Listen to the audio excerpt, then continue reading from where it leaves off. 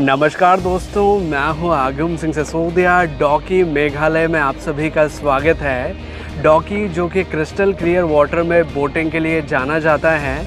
यहाँ पर कई सारे ऐसे टूरिस्ट प्लेसेस हैं जो कि देखने लायक हैं, जिन्हें आज हम आपको दिखाएंगे और डॉकी मेघालय के लिए आपको कंप्लीट गाइड भी करेंगे। तो आइए मिलकर एक्सप्लोर करते हैं डॉकी मेघालय।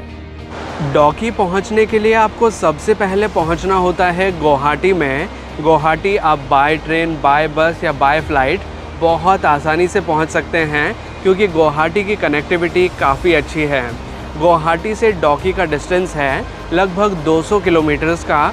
डॉकी पहुंचने के लिए आप टैक्सी, कैब या बस की सहायता ले सकते हैं, लेकिन जो सबसे कन्वीनियंट साधन रहेगा वो है कैब का। अब बात करें कि डॉकी में आप कहां पर रुक सकते हैं, तो डॉकी से लगभग 7.5 किलोमीटर दूर आता है स्नोंग पिडांग, जो कि कैंपिंग के लिए बहुत ज़्यादा मशहूर है। यहां पर आप कैंपिंग कर सकते हैं और कैंप में स्टे कर सकते हैं।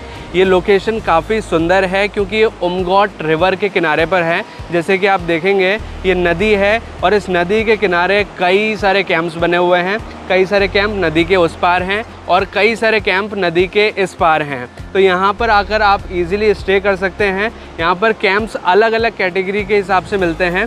अगर आपको डीलक्स कैंप चाहिए या फिर इस तरह के नॉर्मल कैंप्स चाहिए तो आप नॉर्मल बुक कर सकते हैं, या फिर अगर आप कॉटेजेस बुक करना चाहते हैं या फिर अच्छे साइज़ के जो कैंप्स होते हैं जिसमें कि प्राइवेट बाथरूम और वॉशरूम होता है और इलेक्ट्रिसिटी की सुविधा होती है, उसको आप बुक कर सकते हैं। इस तरह के जो कैंप्स होते हैं इसमें इलेक्ट्रिसिटी की सुविधा नहीं होती और सभी कैंप्स वाले जो हैं वो पब्लिक टॉयलेट को यूज़ करते हैं, यानी कि एक शेयरिंग टॉयलेट होता है, बाथरूम होता है, उसे यूज़ किया जाता है। लेकिन जो कॉटेजेस होते हैं, जो प्राइवेट कैंप्स होते हैं बड़े वाले, वहाँ पर आपका प्राइवेट वॉशरूम भी होगा, इलेक्ट्रिसिटी की सुविधा भी होगी। वो थोड़े लग्जरी कैटेगरी में आते हैं, थोड़े महंगे पड़ते हैं। ये वाले थोड़े सस्ते पड़ते हैं और इसमें आप एक्चुअल नेचुरल जो कैंपिंग होती है उसका अनुभव ले सकते हैं। तो आपके ऊपर है कि आप किस तरह की कैंपिंग करना चाहते हैं, लेकिन हर तरह के कैंप यहाँ पर ईज़िली अवेलेबल होते हैं। कैंप में ब्रेकफास्ट और डिनर की फैसिलिटी प्रोवाइड की जाती है। यहाँ पर लोकल फूड सर्व किया जाता है। अगर आप चाहें तो कैंप के साथ अपना फूड भी इंक्लूड करा सकते हैं। इस स्थान पर आप स्नो पिडांग का सस्पेंशन ब्रिज भी देख सकते हैं, जिस पर अभी हम खड़े हैं। ये काफ़ी बड़ा सस्पेंशन ब्रिज है जिसके नीचे कोई भी पिलर्स नहीं हैं। जब इस ब्रिज पर हम चलते हैं तो ये शेक करता है और इसका अनुभव भी काफ़ी अच्छा लगता है। स्नो पिडांग में अगर आप रिवर के इस साइड कैंपिंग करना चाहते हैं तो ये एकमात्र सस्पेंशन ब्रिज ही है जिससे उस पार जाया जा सकता है। यहाँ पर कोई रोड नहीं है जिससे कि व्हीकल द्वारा रिवर के इस पार पहुँचा जा सके। यहाँ पर सिर्फ इस सस्पेंशन ब्रिज के थ्रू ही पहुँचा जा सकता है। अगर आप यहाँ पर कैंपिंग करते हैं तो आपको अपना सामान खुद भी कैरी करना पड़ सकता है। वैसे कैंप वाले जो होते हैं वो आपका सामान कैरी करने में मदद करते हैं, लेकिन कुछ सामान आपको खुद भी कैरी करके कैंप लोकेशन तक ले जाना होता है। स्नोंग पिडांग में कैंपिंग करने का सबसे अच्छा समय रहता है विंटर्स का, स्पेशली दिसंबर से लेकर फरवरी का, क्योंकि उस दौरान यहाँ पर सर्दी होती है। तो आप बॉन्ड फायर कर सकते हैं, डीजे नाइट कर सकते हैं और अच्छे से कैंपिंग को एंजॉय कर सकते हैं। डॉकी के साथ साथ अगर आप चाहें तो स्नोंग पिडांग में भी बोटिंग कर सकते हैं, क्योंकि ये वही उमगॉट रिवर है जो कि बहते हुए आगे की ओर जाती है।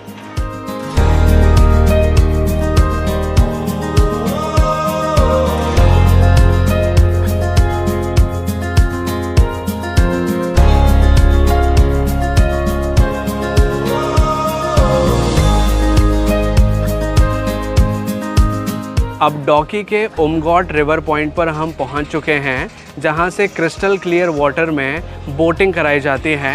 यहां पर बोटिंग करने का टिकट चार्ज लगता है 800 रुपीज़ पर बोट का। एक बोट में 3 मेंबर्स बैठ सकते हैं।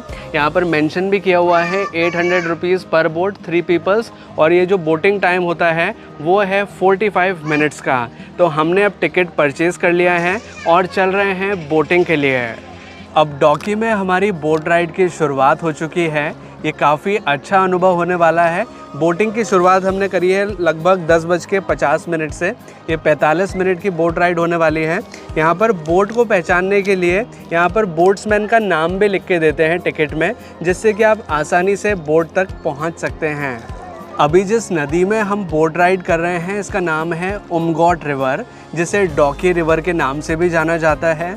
और जिस महीने में हम ये बोट राइड कर रहे हैं ये महीना है नवंबर का, जिस दौरान आप देखेंगे तो पानी इतना ज़्यादा क्रिस्टल क्लियर नहीं है, पानी थोड़ा सा क्लाउडी है, नीचे तक का नज़ारा नहीं देखा जा सकता।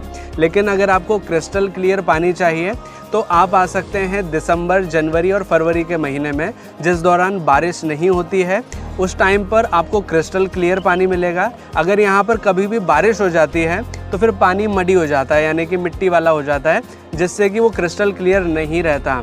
अगर आप क्रिस्टल क्लियर चाहते हैं तो दिसंबर, जनवरी या फरवरी के महीने में यहाँ आ सकते हैं।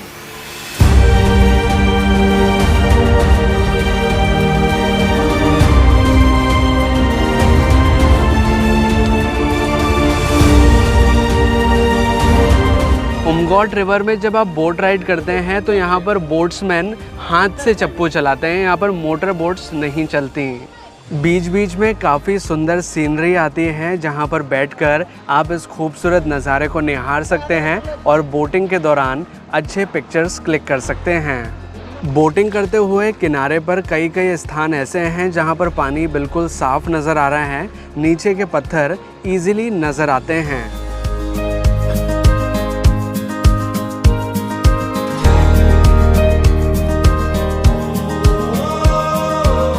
अब बोटिंग करके हम वापस आ चुके हैं। यहाँ पर बोटिंग करने का सही अनुभव तो आपको क्रिस्टल क्लियर वाटर के साथ ही मिलेगा, तभी आपको ये बोटिंग यूनिक लगेगी। अदरवाइज़ ये बोटिंग आपको एक नॉर्मल बोटिंग जैसी लग सकती है। डॉकी के बोटिंग पॉइंट से मैं आपको एक ख़ास चीज़ दिखाना चाहूँगा कि ये जो बोटिंग पॉइंट है इंडिया और बांग्लादेश की बॉर्डर पर बना हुआ है। अभी आप जो हमारे पीछे सारी छतरियाँ देख पा रहे हैं, जितनी भी छतरियाँ हैं और जितने भी लोग नज़र आ रहे हैं दूर की साइड पर, वो सभी बांग्लादेशी हैं और वो बांग्लादेश हैं। और ये वाला जो पार्ट है जहाँ पर बोट्स खाली पड़ी हैं, जहाँ पर बहुत कम टूरिस्ट हैं, ये वाला इंडिया का पार्ट है।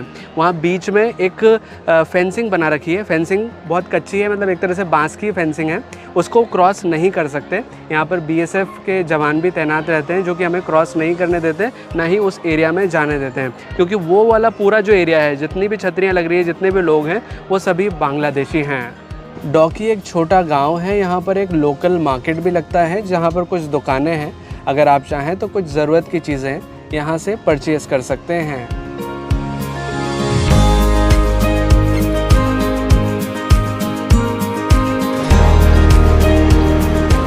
डॉकी में अभी हम एक बहुत ही इंटरेस्टिंग स्थान पर पहुँचे हैं जो कि है इंडिया बांग्लादेश बॉर्डर। जैसे कि अभी आप हमारे पीछे देखेंगे तो आपको एक बोर्ड नज़र आएगा जिस पर लिखा है वेलकम टू बांग्लादेश, यानी कि ये भारत बांग्लादेश की सीमा है जिस पर हम खड़े हैं। ये इंडिया का आखिरी स्टोन है, इसके बाद अगर हम क्रॉस कर जाते हैं तो आ जाता है बांग्लादेश। अभी जितने भी लोग आपको उस पार नज़र आ रहे हैं वे सभी बांग्लादेशी हैं। इस पॉइंट पर आकर काफ़ी एक्साइटमेंट का अनुभव होता है क्योंकि हम बॉर्डर पर खड़े हैं। इस पॉइंट पर आकर आप कुछ मेमोरेबल पिक्चर्स क्लिक कर सकते हैं, क्योंकि यहाँ पीछे आपको नज़र आएगा वेलकम टू बांग्लादेश और यहाँ पर वो माइलस्टोन नज़र आएगा जिस पर लिखा हुआ है 1275 इंडिया।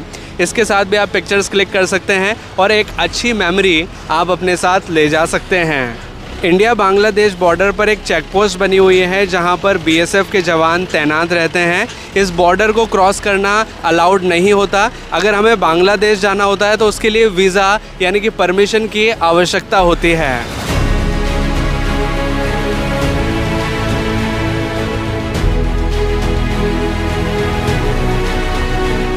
मॉलिंगनोंग जाने वाले रास्ते पर अभी हम एक पॉइंट पर रुके हैं इस वाटरफॉल को देखने हैं, जो कि काफ़ी ऊंचाई से गिरता है और काफ़ी अच्छा वाटरफॉल है। इस वाटरफॉल की सबसे बड़ी ख़ास बात मैं आपको बताना चाहूँगा कि ये वाटरफॉल जहाँ से गिरता है ये वाला इंडिया का पार्ट है और इसका पानी जहाँ बहकर जाता है ये बांग्लादेश वाला हिस्सा है। यानी कि जिस ब्रिज पर हम खड़े हैं ये एक तरह की बॉर्डर हो गई, जिसमें एक साइड इंडिया है और दूसरी तरफ बांग्लादेश है।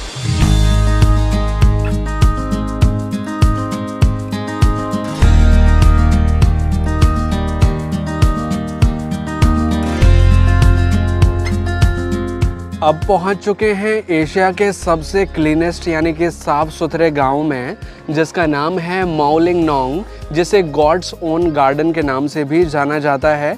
इसे 2003 में क्लीनेस्ट विलेज का खिताब दिया गया था।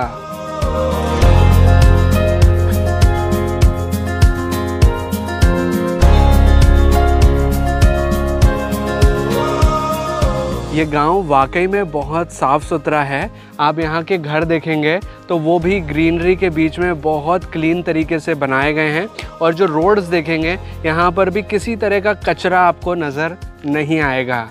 गांव के अंदर ही बैम्बू की मदद से स्काई व्यू पॉइंट बनाया गया है, जहाँ से एक साइड बांग्लादेश का नज़ारा देखा जा सकता है और दूसरी तरफ देखें तो जो गाँव है उसका नज़ारा भी दिखाई देता है। स्काई व्यू पॉइंट पर अगर आप जाना चाहते हैं तो 30 रुपीज़ पर पर्सन का टिकट चार्ज लगता है, और इस पर एक बार में 10 व्यक्ति ही जा सकते हैं।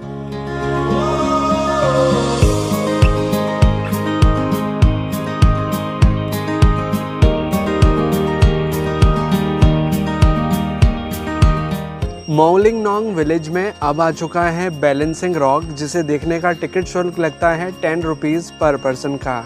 ये है बैलेंसिंग रॉक, जिसे आप देखेंगे ये एक बहुत बड़ी चट्टान है जो कि एक छोटी चट्टान पर एक छोटे पत्थर पर टिकी हुई है। इस वजह से इसे बैलेंसिंग रॉक कहा जाता है, क्योंकि आइडो साइडों से आप देखेंगे तो कहीं से भी इसको सपोर्ट नहीं दिया गया है।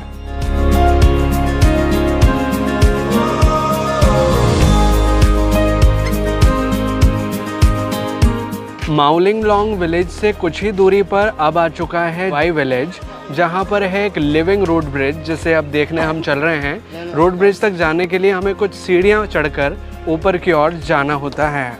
लिविंग रोड ब्रिज तक जाने का रास्ता बहुत अच्छा है और हरियाली से भरा हुआ है। आप देखेंगे तो चारों ओर आपको सिर्फ वनस्पति ही वनस्पति नज़र आएगी। रोड ब्रिज तक जाने के लिए टिकट शुल्क लगता है। टिकट काउंटर रास्ते में ही बना हुआ है। टिकट शुल्क है 40 रुपीज़ पर पर्सन का।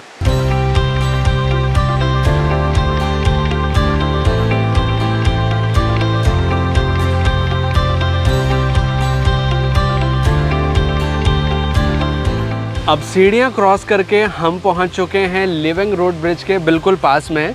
इसका जो ट्रैक था ज़्यादा लंबा नहीं था, सिर्फ हमें 10 मिनट ही लगे और हम बहुत आसानी से यहाँ तक पहुँच गए। ज़्यादा सीढ़ियाँ नहीं हैं, आप भी यहाँ तक आसानी से पहुँच सकते हैं। ये है living road bridge. Living road bridge एक तरह का ब्रिज होता है जो कि जड़ों की सहायता से बनाया जाता है। इस पेड़ का नाम है रबर ट्री, जिसे नॉर्मली रबर ट्री कहा जाता है, लेकिन ये रबर ट्री ना होकर फाइकस इलास्टिका नाम का एक पेड़ है। इससे रबर नहीं निकलता, जो इसका एक्चुअल नाम है वो फाइकस इलास्टिका है, जिसकी जड़ें काफ़ी लचीली होती हैं और उनको बांध करके कई सालों में इस तरह के लिविंग रोड ब्रिज बनाए जाते हैं। जैसे कि आप यहाँ पर देखेंगे तो इसकी जड़ें काफ़ी मजबूत हैं। कई सालों में जाकर ये ब्रिज बना है, और जैसे जैसे साल बीतते जाते हैं ये ब्रिज और ज़्यादा स्ट्रॉन्ग और ज़्यादा मजबूत होता जाता है। यहाँ पर देखेंगे तो एक पेड़ पूरा का पूरा दिख रहा है आपको, इसकी जड़ें फैली हुई हैं और उन जड़ों को मिला करके इस ब्रिज को बनाया गया है। लिविंग रोड ब्रिज को खासी जनजाति के लोगों द्वारा बनाया जाता है और ये बनने में कई साल लेते हैं। लेकिन इन्हें बनाया क्यों जाता है? नॉर्मल ब्रिजेस भी यहाँ पर बनाए जा सकते थे, लेकिन लिविंग रोड ब्रिज आखिर क्यों बनाया गया, इसके पीछे का कारण मैं आपको बताना चाहूँगा। ऐसा इस वजह से है क्योंकि मेघालय ऐसा स्थान है जहाँ पर पानी बहुत ज़्यादा बहता है। जब बारिश होती है तो यहाँ पर एक तरह से फ्लडी माहौल होता है, बहुत ज़्यादा पानी का फ्लो रहता है। अगर आर्टिफिशियल मटेरियल से या किसी चीज़ से अगर ब्रिज बनाएंगे तो वो उसके साथ बहता चला जाएगा। लिविंग रोड ब्रिज क्या होता है? जो लिविंग यानी कि ज़िंदा जड़ें हैं इसके अंदर, तो ये पेड़ की जड़ें मजबूत रहती हैं और पानी के साथ बहती नहीं है इतनी आसानी से, और कई सालों तक टिक जाती हैं। इस वजह से इस तरह के लिविंग रोड ब्रिज बनाए जाते हैं। और यहाँ पर आप देखेंगे तो एक पानी का सोर्स है, आप मेरे नीचे भी देखेंगे एक पानी का सोर्स है और यहाँ से वो बहता हुआ जा रहा है। अब जो लोग इस साइड में रहते हैं, गांव के इस साइड में, और उस साइड से उनको इस साइड आना है, तो वो कैसे आएंगे? तो वो आएंगे ब्रिज की सहायता से। और इसी वजह से यहाँ पर लिविंग रोड ब्रिज बनाए जाते हैं, जिन्हें देखकर बहुत ही अच्छा अनुभव होता है। क्योंकि अभी आप देखेंगे कितनी मेहनत से कितने सालों बाद ये ब्रिज तैयार हुआ होगा, क्योंकि यहाँ के जो जनजाति के लोग हैं वो धीरे धीरे करके क्या करते हैं, रूट को डायरेक्ट करते हैं, मतलब रूट्स की डायरेक्शन बदलते हैं और उससे जाकर ये लिविंग रोड ब्रिज बनते हैं।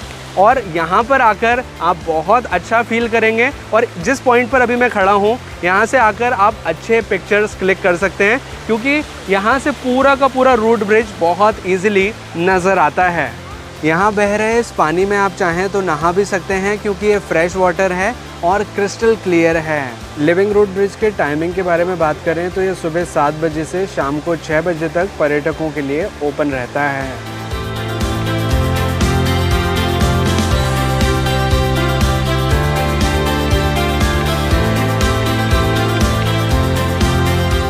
तो ये है डॉकी मेघालय। इसे घूमकर हमें काफ़ी अच्छा लगा।